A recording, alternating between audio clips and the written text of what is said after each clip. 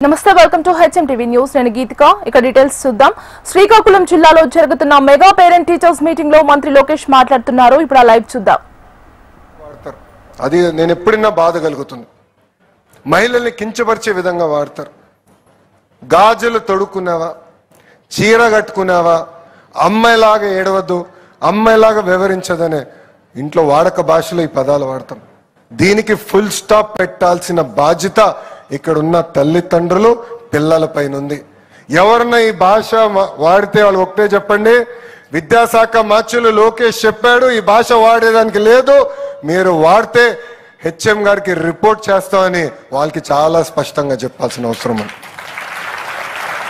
సమాజంలో ఎప్పుడైతే మహిళల్ని మగవాళ్ళతో సమానంగా గౌరవిస్తామో అప్పుడే ఆ సమాజం డెవలప్ సమాజం అవుతుంది ఇతర దేశాల కన్నా అగ్రస్థానంలో మనం నిలబడతాం ఆర్థికంగా మనం ముందుకెళ్తున్నాం నంబర్ 1 అవుతాం ఖాయం దాంట్లో ఎలాంటి సందేహం లేదు కానీ మహిళల్ని గౌరవించాల్సిన బాధ్యత ఇక్కడ ఉన్న మనందరిపైన ఉంది అందుకనే నేను విద్యాశాఖ మార్చులు అయిన తర్వాత ప్రాథమిక పాఠశాలలో మన పిల్లలకి ఇస్తున్న పుస్తకాలు చూసా దాంట్లో ఇంటి పనులన్నీ ఆడవాళ్ళు చేసే ఫోటోలు ఉన్నాయి నేను అప్పుడు అధికారులు అడిగా నేను పెరిగే సమయంలో 50-50 చేశాం బ్రహ్మని నాకు పెళ్ళి ఇప్పటికీ 19 సంవత్సరాలు అయింది ఇంటి పనులు మేము 50-50 చేస్తాం ఎందుకు బుక్కుల్లో 50-50 లేదని ఏకంగా 50% ఫోటోలు మగవాళ్ళు కూడా ఇంటి పనులు చేసే విధంగా మేము రూపొందించాం నిజమైన మార్పు ప్రాథమిక పాఠశాల నుంచి మొదలవుతుంది ఇక్కడ చాలా మంది అక్కలు నవ్వుతున్నారు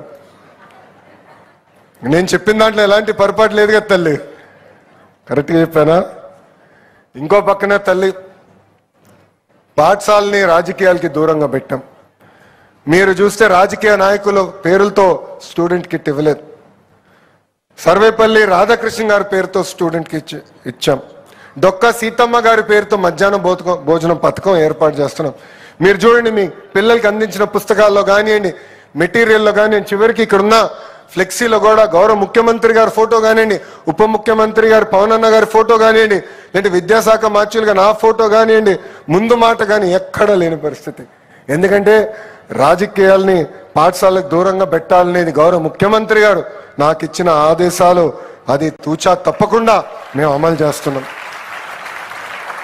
అనేక సంస్కరణలు తీసుకొచ్చామమ్మా 9600 పాఠశాలలో 1 క్లాస్ 1 టీచర్ విధానం తీసుకొచ్చాం కరికులంని బలోపేతం చేస్తున్నాం ఇప్పుడే గౌరవ ముఖ్యమంత్రి గారు చూపించాం క్లిక్కర్ టెక్నాలజీ ఎలా వాడొచ్చని కేవలం పాఠాలే చెప్తాం కాదు దాంట్లో ఎంతవరకు నేర్చుకున్నారు డెప్త్ ఎంతవరకు వచ్చిందో నేరుగా తెలుసుకునేదానికి క్లిక్కర్ టెక్నాలజీ తీసుకొచ్చాం పైలట్ ప్రాజెక్ట్ మన పాఠశాలలో అమలు చేశాం అది కూడా ముందలు తీసుకెళ్తాం ఉపాధ్యాయులు గతంలో ట్రాన్స్ఫర్ అవ్వాలంటే ఇబ్బంది పడ్డేవారు ట్రాన్స్పరెంట్ గా భారతదేశంలో ఏ రాష్ట్రంలో లేని విధంగా ఒక టీచర్ ట్రాన్స్ఫర్ యాక్ట్ వాళ్ళ కోసం తీసుకొచ్చాం ఇన్ సర్వీస్ టీచర్స్ కూడా ఏకంగా ఈ టెట్ ఆప్షనల్ చేశాం ఉపాధ్యాయులు ఉత్తమ ఉపాధ్యాయుల్ని ఎక్స్పోజర్ విజిట్స్ కోసం ఫిన్లాండ్ సింగపూర్ లాంటి దేశాలు కూడా పంపించాలని గౌరవ ముఖ్యమంత్రి గారు నాకు ఆదేశాలు కూడా జారీ చేశారు త్వరలో వాళ్ళు కూడా ఇతర దేశాలకు పంపించి అక్కడ నేర్చుకుని తిరిగి వచ్చి ఇక్కడ ఆ క్వాలిటీ ఎడ్యుకేషన్ ప్రభుత్వ పాఠశాలలో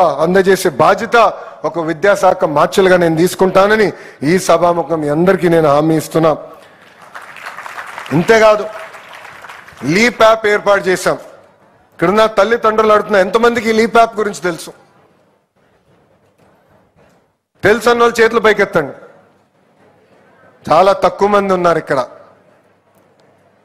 అంటే నేను ఎక్కడో ఒక ఆలోచనలో ఉన్నా ఫీల్డ్ ఇంప్లిమెంటేషన్ వచ్చగల చాలా గ్యాప్ వస్తుంది అధికారులందరూ తెలియజేస్తున్నా ఇమ్మీడియట్ గా మనం తల్లిదండ్రులకి మెసేజ్ ద్వారా ఈవీఆర్ఎస్ ద్వారా వాట్సాప్ ద్వారా SMS ద్వారా లీప్ యాప్ గురించి తెలియజేయాల్సిన బాధ్యత మనందరి పైన ఉంది ఈ లీప్ యాప్ ద్వారా మీ పిల్లల మార్కులు అటెండెన్స్ ఏ సబ్జెక్టులో వెనకబడ్డారు నేరుగా తెలుసుకోవడానికి మీకు అవకాశం ఉంటుంది మీ పిల్లలకి ఏ సబ్జెక్ట్ ఏ టీచర్ కూడా నేర్పిస్తారనేది నేరుగా తెలిసేదానికి అవకాశం ఉంటుంది ఆ leap app Google play store లో ఉంది అది డౌన్లోడ్ చేసుకోండి రిజిస్టర్ అవ్వండి ఆ లీప్ యాప్ ద్వారా తల్లిదండ్రుల్ని ఉపాధ్యాయుల్ని పిల్లల్ని అనుసంధానం చేసే లక్ష్యంతో మేము పనిచేస్తున్నామని ఇక్కడున్న తల్లిదండ్రులందరూ కూడా తెలియజేసుకుంటూ చివరిగా ప్రభుత్వ పాఠశాలలు అంటే కొంతమందికి చిన్న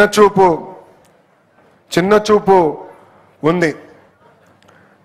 ఆ మైండ్ సెట్ మార్చాల్సిన బాధ్యత ఒక విద్యాశాఖ మార్చులుగా నా పైన ఉంది. గౌరవ ముఖ్యమంత్రి గారు ఇప్పుడే కిందికి వస్తున్నప్పుడు ఆయన అడిగారు, భారతదేశంలో Andhra model of education number 1 ఎప్పటికల్లా మీరు చేస్తారని. నాకు తెలిసి ఆయనకు హామీ ఇస్తే మళ్ళీ ఆ రోజు నుంచి నేను పరిగెత్తిస్తాడు అది. అందుకే ఒక సంవత్సరం ఎక్కువ తీసుకుందని సార్ 2029 కల్లా నేను నంబర్ 1 చేసే బాధ్యత తీసుకుంటాను. సీరియస్గా నా వైపు చూశాడు ఆయన. మీరు చప్పట్లు కొడుతున్నారు, ఆయన కొట్టలేదు. ఆయన నా వైపు సీరియస్గా చూసుకుని ఒక పక్కన ఐటీ శాఖ మార్చులు మీరే, విద్యాశాఖ మార్చులు మీరే, బాధ్యత మీ పైన ఉంది. టెక్నాలజీతో జోడించి మెరుగైన విద్య అందించండి. కేవలం 2 సంవత్సరాలు ఇస్తున్నా ఆంధ్ర మోడల్ ఆఫ్ ఎడ్యుకేషన్ భారతదేశంలోనే నంబర్ 1 చేయండి అనే ఆదేశాలు ఆయన ఈరోజు నాకు జారీ చేశారు. ఆ ఆదేశాలు తప్పనిసరిగా మేము స్వీకరిస్తాం. 100% భారతదేశంలోనే నంబర్ 1 చేసే బాధ్యత మేము తీసుకుంటామని ఈ సభాముఖంగా గౌరవ ముఖ్యమంత్రి గారికి నేను హామీ ఇస్తూ, వెనుకొండి నాకెప్పుడు సలహాలు ఇస్తున్న ఒక వ్యక్తి, ఆయన గౌరవ ఉప ముఖ్యమంత్రి, నాకు అన్న సమానమైన పవన్ అన్న గారు. కేబినెట్ మీటింగ్ కరెక్ట్గా ముందెళ్తాం ఒక 15-20 నిమిషాలు ఉంటుంది.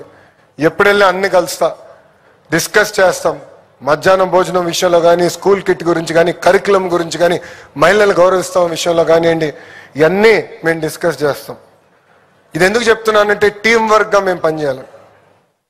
మీ పిల్లల గురించి అందరం ఆలోచిస్తున్నాం.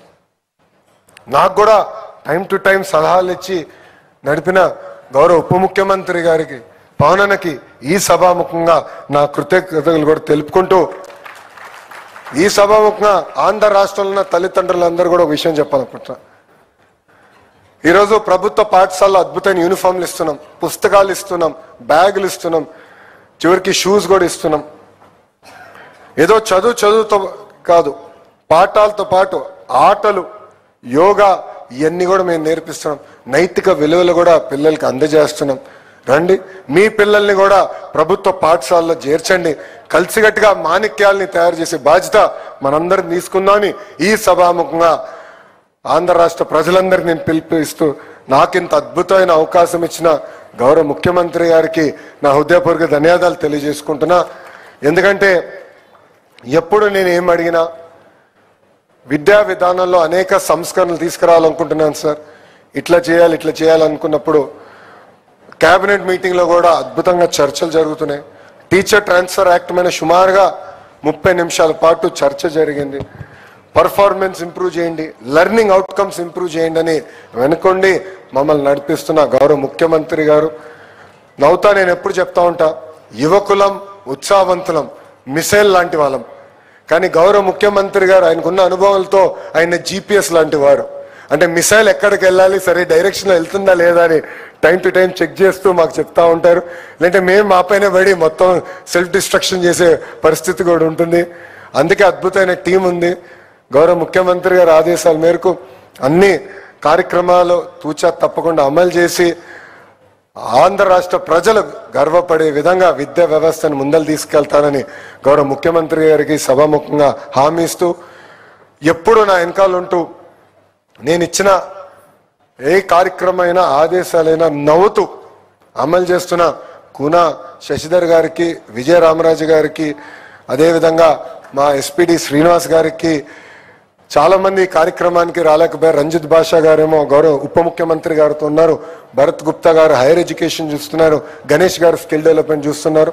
మనందరం ఒక పవిత్రమైన బాధ్యత తీసుకున్నాం, మనందరం కలిసికట్టుగా ముందరికెళ్తున్నాం.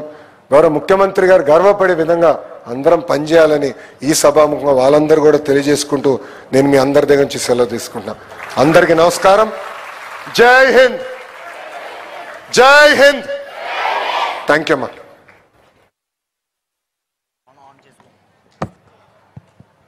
Thank you for your valuable words, sir.